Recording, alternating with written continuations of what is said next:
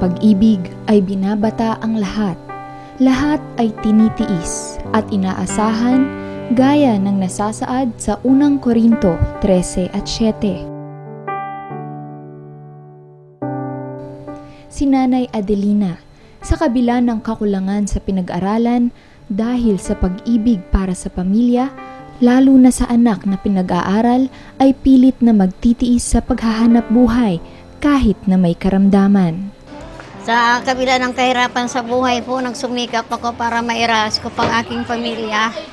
Sa pamamagitan ng trabahong alam ko po, yung pagtitinda.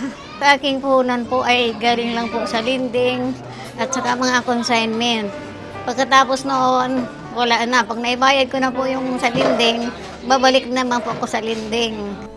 Taong 1981, nang siya ay maoperahan sa tenga. Subalit dahil sa pagpipilit na makatulong sa pagtataguyod sa pamilya ay pinuwersa ang sarili sa paghahanap buhay na nagdulot upang ang karamdaman ay manumbalik at hanggang sa ngayon, isa pa rin ito sa kanyang mabigat na suliranin.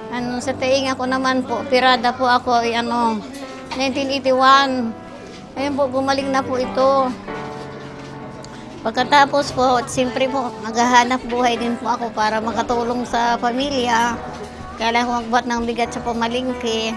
Diyan nabinat po to. Ipinag-alala ko, kailangan ko po ang sariling puhunan natin. Tumatanda na ako para hindi na ako napipressure maghabol ng aking araw-araw na bayaran. Si Nanay Adelina ay tila kumakayod lamang para sa mga taong nagpapautang sa kanya.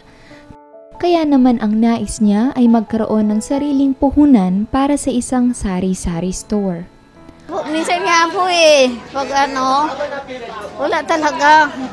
Kasi po kung asahan ko ang aking asawa sa kanya extra, nagugutom mo kami talaga.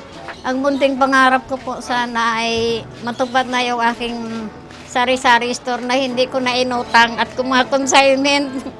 Para po hindi na po ako masyadong napipressure maghabol ng paghuhulog.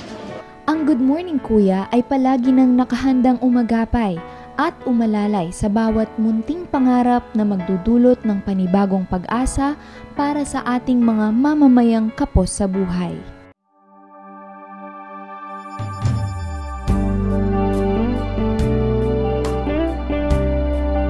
At salamat sa Diyos una sa lahat. At sa kay Daniel Rason sa kanyang susumikap para maiahon ng isang kagaya ko mahirap. Masaya po ako.